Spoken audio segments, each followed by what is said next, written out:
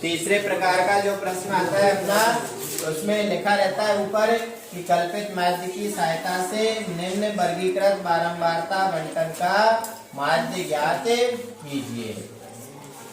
सारणी यूं पड़ी हुई थी, इसको अपन ने खड़ा कर लिया क्योंकि इसमें और कॉलम और बनेंगे।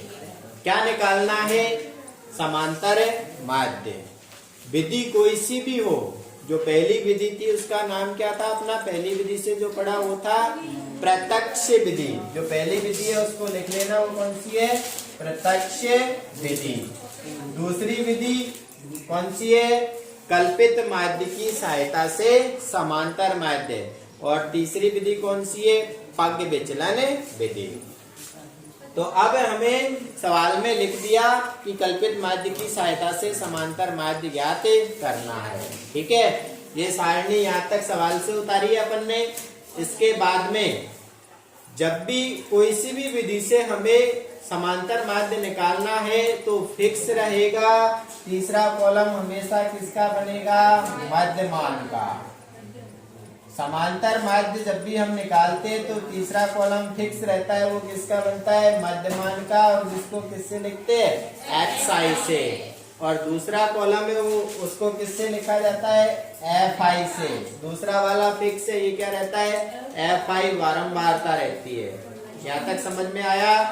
अब आगे इससे पहले जो किया वही, मध्यमान कैसे निकालते हैं? इन दोनों को जोड़ेंगे और जोड़ के 2 का भाग देंगे। 65 और 68 को जोड़ेंगे तो कितना आ गया जोड़ने पर? 133। 2 8 और 5 13 का 3 हासिल है, 1 6 और 6 12 और 1 13। इनको जोड़ लिया। अब जोड़ के क्या करना है? 2 का भाग देना है। और 2 का भाग देंगे 133 में।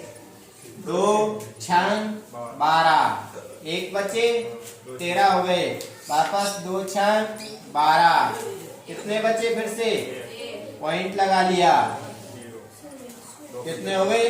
10, 2 पंजो 10। अब इनको जोड़ेंगे।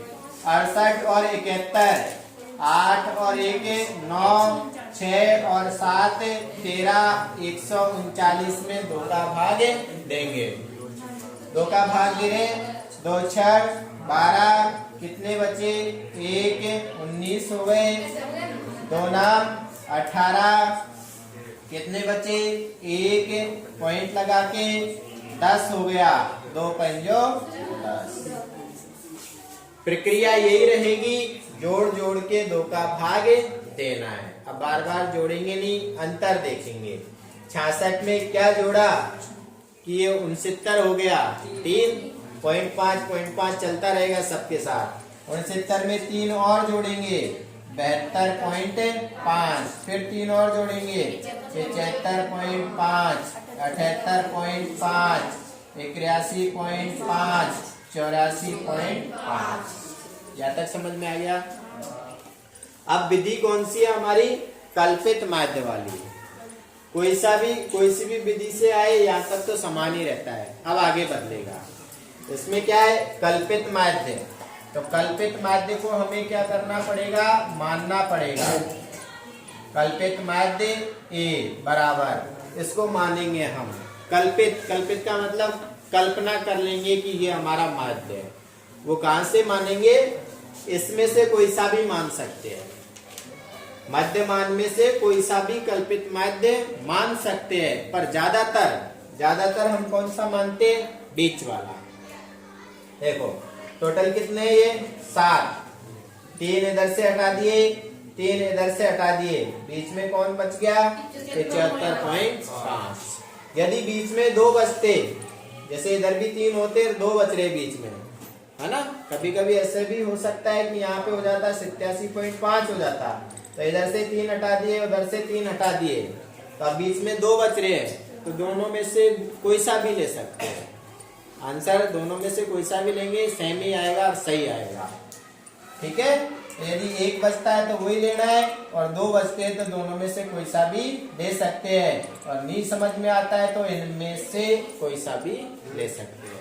ठीक है, तो हम क्या मान लेते हैं?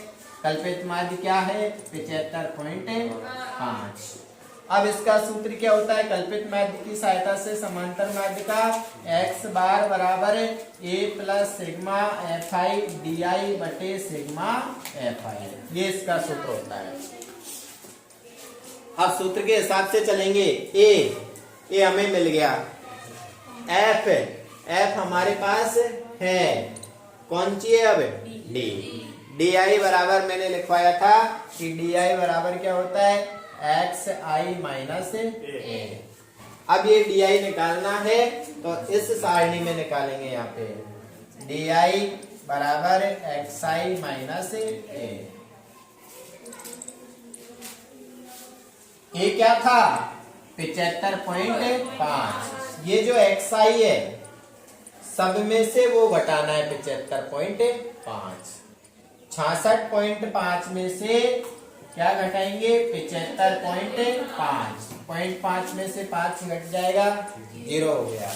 अब हमें क्या करना है 75 में से 66 घटाना है तो कितना बचेगा,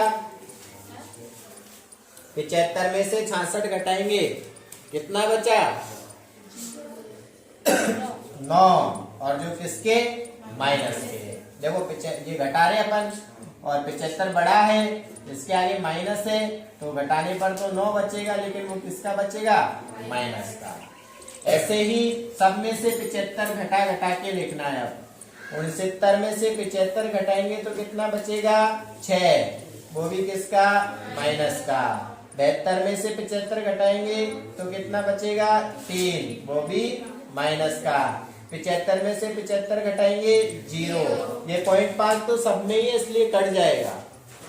फिर 78 में से 75 घटाएंगे तो कितना बचेगा 3, 78 में से 75 घटाएंगे तो 3, लेकिन अब ये किसका प्लस का, क्योंकि अब आगे बढ़ा आ गया। ठीक है, अब 81 में से 75 घटाएंगे तो कितना बचा प्लस का 6, 84 में से 75 घटाएंगे तो प्लस के 9। आया समझ में? क्या करना है, इन सब में से वो कल्पित माध्य घटा घटा के लिखना है।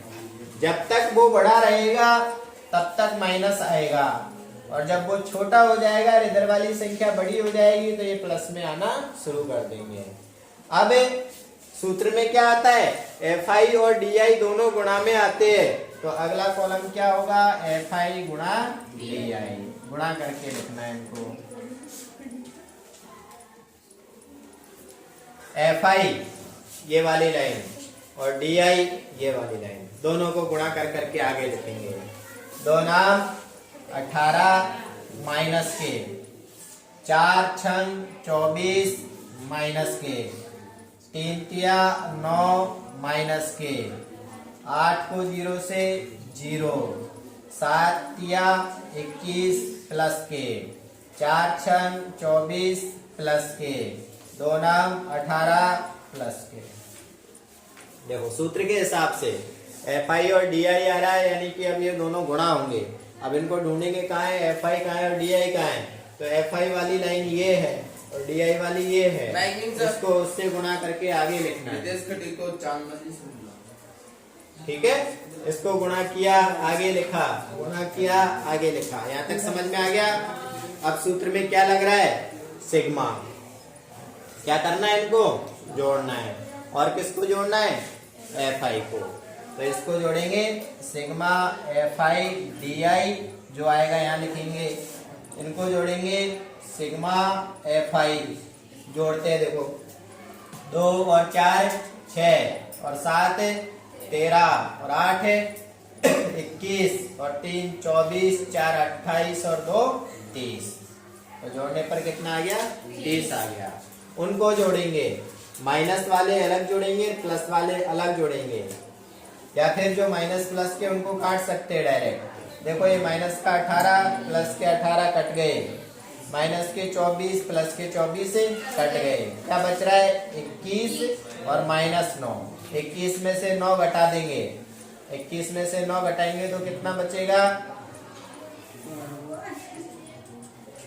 कुछ भी नहीं बचे, 12 प्लस के 12। ठीक है, या तो काट सकते या फिर क्या करेंगे, देखो माइनस वालों को अलग जोड़ेंगे, माइनस के 18, 24 और 9 ये अलग से जोड़ेंगे तो कितने हो गए 9 और 4 13, 13 और 8 कितने 21, हासिल 2, 2 और 2 4 और 1 5, माइनस के तो 51 हो गए, प्लस के फिर अलग से जोड़ेंगे 21, 24 और 18, 8 4 12 और 1 13, 2 2 4 1 5 और 1 हासिल 6, प्लस के कितने आ रहे 63।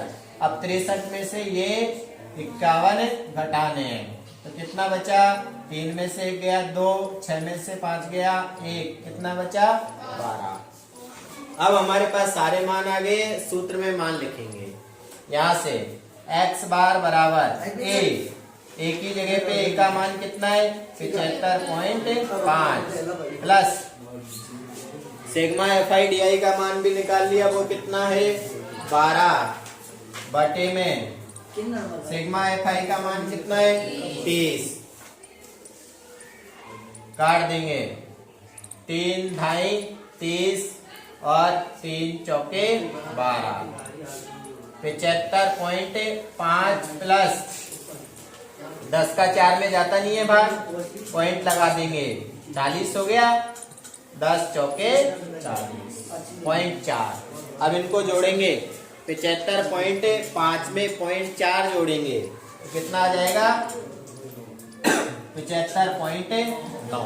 कैसे जोड़ते हैं इनको 75.5 लिखा, हमेशा पॉइंट के नीचे पॉइंट आता है और उसमें क्या जोड़ना है 4 जोड़ना है, पॉइंट के बाद है तो उसको यहाँ लिखेंगे। अब जोड़ेंगे 5 और 4 9, फिर 5 का 5 और 7 का 7, तो अपना आंसर क्या आया 75.9 आया। वापस समझ लेंगे एक बार और।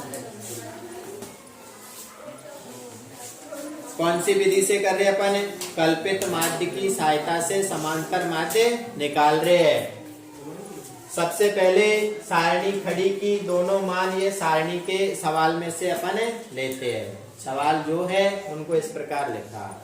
फिर तीसरा कॉलम याद रखना है किसका बनता है मध्य मान का xi कैसे निकलता है, वो इन दोनों को जोड़ते हैं और 2 का भाग देते हैं। 35 और 68 को जोड़ा 133 आया, 133 में 2 का भाग दिया तो कितना आया 66.5।